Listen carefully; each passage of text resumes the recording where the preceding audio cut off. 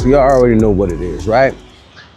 And like I said, ain't nothing new under the sun, even though right now there's a lack thereof. But that being said, I'm actually on my way to the Cathedral of St. John the Divine, because that's one of my favorite old world architectures that happens to be in this wonderful city of mine. And I want to share some of that shit with y'all.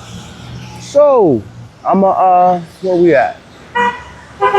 Oh, one more block. So yeah, I'm gonna slide over to St. John the Divine.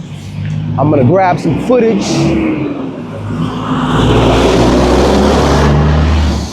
Yeah, I'm gonna grab some footage of the outside of the chapel today, because at some point I wanna go inside and see if I can get to the basement, because what a lot of people don't know, there's actually a chapel that was one of the chapels that was on display during the Chicago's World Fair, in which they told us all the buildings and everything were made out of paper mache, right? But anyways, so after the World's Fair, they tore this structure down, put it on trains, sent it from Chicago to New York City, dug a big ass hole in the ground, reconstructed this cathedral, and it became the basement of what we now call St. John the Divine. So while they went on basically 40-year spread of building the actual chapel and shit, they used the chapel in the basement in order to have services and to better service their parish. But on that note, I'll be sliding out and I'll touch back in with y'all when we get to the spot. Did you know that the very first services at the Cathedral of St. John the Divine were actually held underground in the crypt? That's right. Construction on the main building was actually delayed for a variety of reasons, so as a temporary measure, the Tiffany Chapel was purchased and placed underground. Now, the Tiffany Chapel, this was originally installed in 1893 in Chicago for the World's Columbian Exposition, and it won a bunch of awards. It was admired by over 1 million people before being purchased and brought here to the Cathedral of St. John the Divine.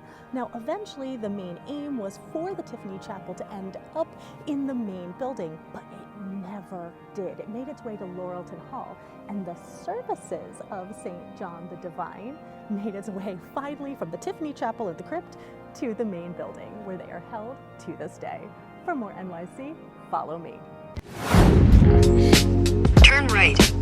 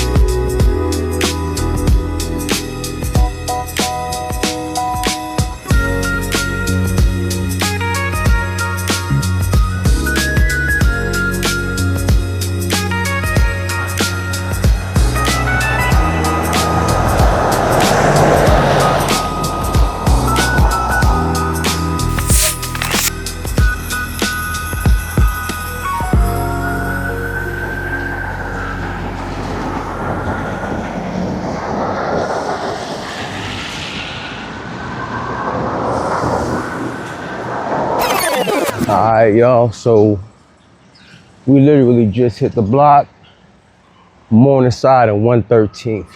Exactly where we currently at. And we about to introduce ourselves to St. John the Divine. Show in the chapel anteroom. It's going to be called After the Fair. This exhibition thinks about the chapel's journey from the Chicago World's Fair to the Morse Museum. It had stops at Tiffany Studios in Manhattan, then St. John the Divine in New York City, and then Laurelton Hall on Long Island.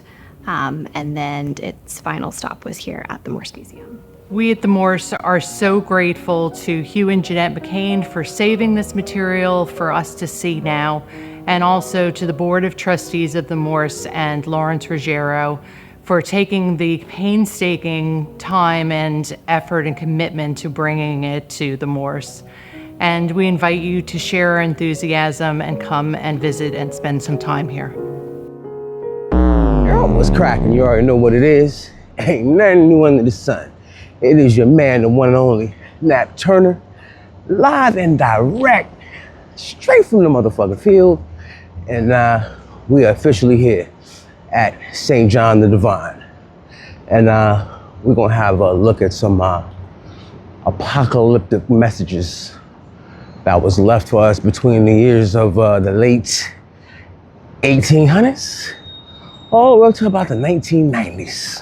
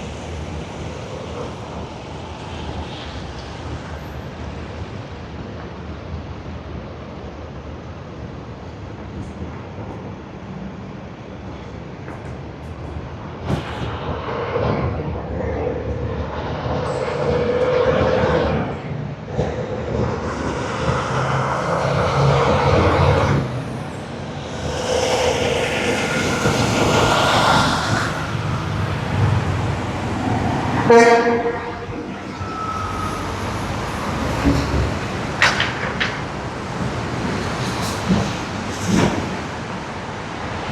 right, let's go to work, baby.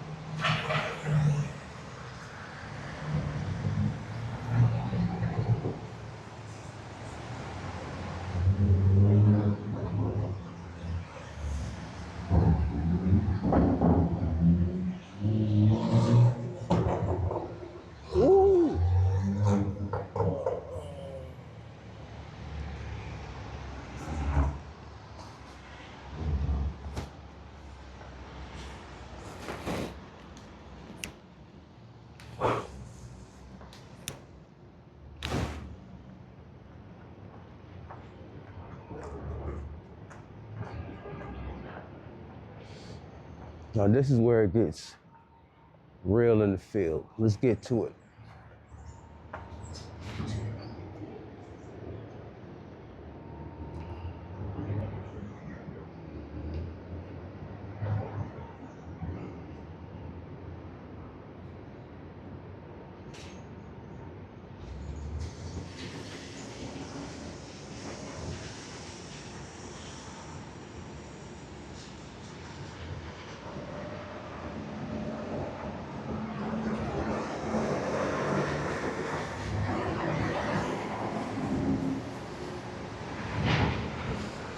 The Cathedral of St. John the Divine rises from the streets of Manhattan as one of the largest churches in the world, massive, unfinished, and filled with meaning carved into stone.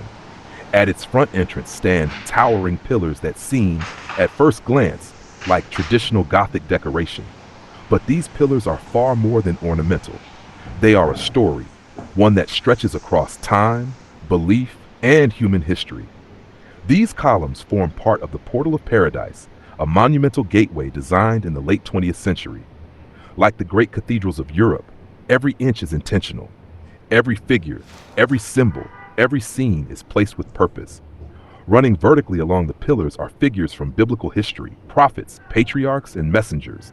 These include names like Moses, Elijah, Isaiah, and John the Baptist. In Gothic architecture, figures carved into columns were often called the pillars of the church, representing the spiritual foundation upon which belief is built. They are not simply decorations, they are meant to embody strength, guidance, and continuity. Each figure stands upright like a living support, holding up the weight of faith across generations. But here, something changes. Unlike traditional cathedrals that focus only on the past, these pillars reach into the present and even into the future. As you look closer, the carvings begin to shift. Familiar shapes begin to appear. Buildings, bridges, and structures that resemble modern New York City emerge from the stone. The imagery becomes more chaotic, more urgent. Scenes of destruction unfold. Waves crash into the city. Structures collapse. People appear caught in moments of confusion and fear. These are not random artistic choices. They reflect imagery drawn from the book of Revelation, the final book of the Bible, often interpreted as a vision of the end of the world. But instead of ancient cities, the destruction is placed in a modern context. It is New York that appears to fall. This blending of ancient prophecy with modern imagery creates something powerful. It suggests that the warnings of the past are not confined to history. They are ongoing. They are present. In medieval times, cathedral entrances were designed to confront visitors with judgment. Above the doorway, you would often see scenes of heaven and hell, a reminder that every person must choose their path. Here, that same idea is transformed. The pillars begin with chaos and destruction, but they do not end there. As your eyes move downward, the tone shifts. Among the ruins, there are signs of rebuilding. Figures appear engaged in construction. There is movement, effort, and renewal. This is not just a story of collapse. It is a story of transformation. The message becomes clear. Civilizations rise, fall, and rise again. Destruction is not the final chapter. Just as ancient cities were rebuilt after devastation, the imagery suggests that renewal is always possible, even after the darkest moments. The pillars, then, are not predictions of a specific event. They are reflections of a cycle, a pattern that repeats throughout human history. They speak of pride and downfall, of warning and consequence, but also of resilience and hope. Every person who enters the cathedral passes between these pillars. They walk through a symbolic threshold, between past and future, between warning and possibility. The figures carved in stone stand silent, but their message is clear.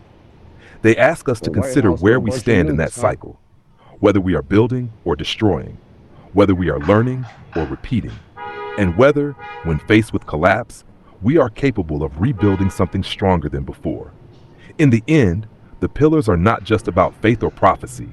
They are about us, and the story we choose to continue writing.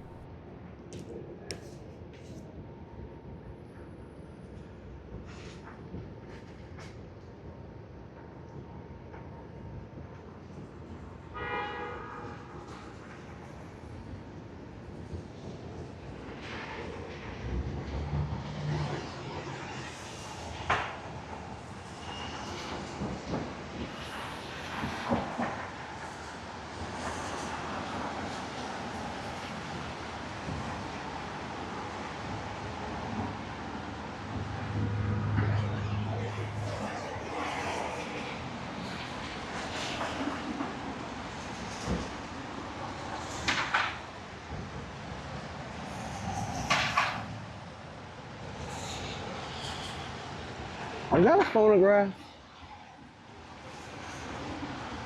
Or as we call it today, a turntable? I don't know. This is the one.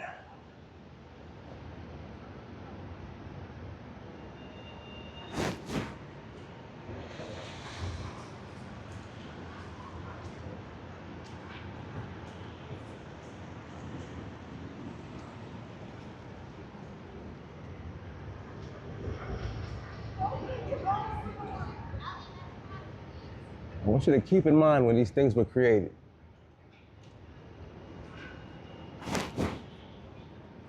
That is the Brooklyn Bridge with a bus and water knocking out the Brooklyn Bridge.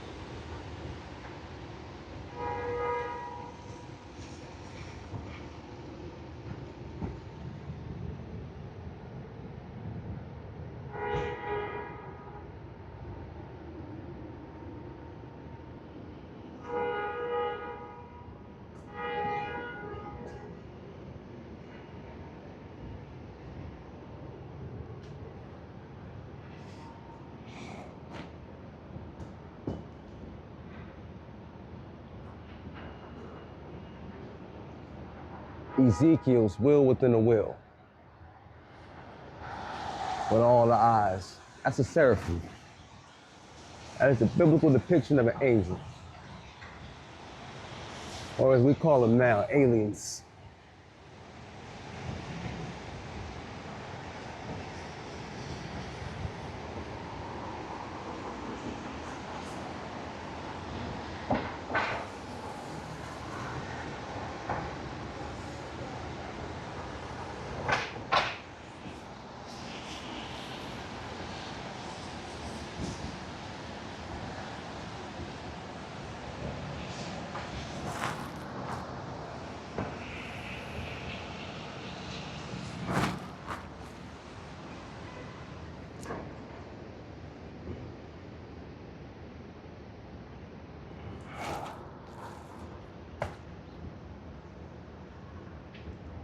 All right, so for this second section, hopefully the park is open, and we'll go take a peruse around the outside park of the St. John Divine Cathedral, because there's a lot of esoteric and occult symbolism all through this wonderful area.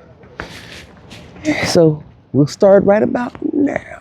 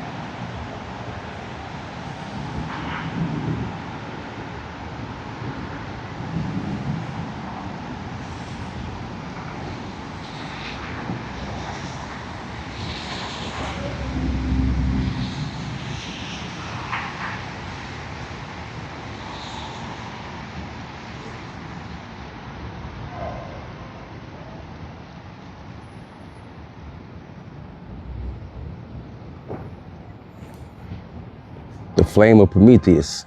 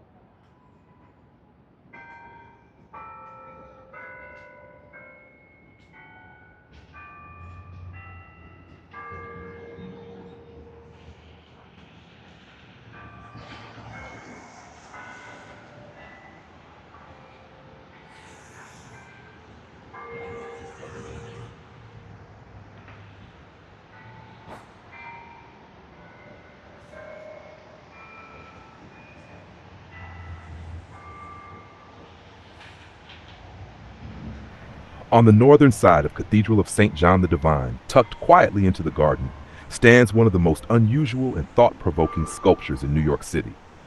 At first glance, it appears almost peaceful. A tall, serene figure rises at the center, calm, composed, and unshaken. But surrounding this figure is something far more unsettling. This is the sculpture often called the Peace Fountain, created by artist Greg Wyatt Pease. And despite its name, it is not a simple symbol of peace. It is a story of conflict, struggle, and ultimate triumph. At the center of the sculpture stands the figure of the Archangel Michael, a powerful symbolic being in Christian tradition, known as a warrior of heaven and a defender against evil. He stands upright, wings extended, holding a sword. But this is not a moment of attack. It is a moment of control. Beneath him coils a massive serpent, twisting, rising, and resisting. This creature represents Satan, or the embodiment of chaos, temptation, and destruction. Michael does not strike wildly. He subdues. He holds the serpent in check, symbolizing the idea that evil is not always destroyed outright, but restrained, contained, and overcome through vigilance and strength. But the story does not end with Michael and the serpent. Encircling the base of the sculpture is a ring of creatures, strange, hybrid, almost surreal. At first they may appear grotesque or even random, but each one carries meaning. These beasts represent aspects of the natural world, forces that are powerful, unpredictable, and sometimes dangerous. You may see forms that resemble lions, goats, birds, and reptiles, but none of them are purely one thing. They are blended, distorted, exaggerated. This is intentional. They symbolize the chaotic energy of creation itself, the wildness of nature, the parts of existence that cannot be fully controlled or understood. In medieval and biblical symbolism, beasts often represented more than animals. They stood for instincts, desires, forces within both the world and within ourselves. Here, circling the base of the sculpture, they form a kind of living boundary, a reminder that chaos is always present and is always surrounding order. And yet above them, Michael stands steady, unmoved. The contrast is striking. Below, disorder, instinct, conflict. Above, clarity, purpose, control. The sculpture suggests that peace is not the absence of chaos. It is the mastery of it. It tells us the world is filled with competing forces, some constructive, some destructive, and that balance must be actively maintained. Even the garden itself plays a role in this message. Unlike the rigid stone of the cathedral, this space is alive. Trees, plants, wind, and changing seasons. The sculpture exists within that living environment, reinforcing the idea that these forces are not abstract. They are part of the real physical world and part of us. So when you stand before the statue, you are not just looking at a religious symbol. You are looking at a reflection of a deeper struggle, the tension between order and chaos, between discipline and instinct, between what rises and what pulls downward. The beasts at the base are not simply enemies. They are reminders of what must be understood, faced, and ultimately brought into balance. And above it all, the figure of Michael does not celebrate victory with triumph or aggression. He stands in calm control, because true power, the sculpture suggests, is not in destruction, but in restraint, and in the quiet, constant effort to keep chaos from taking hold.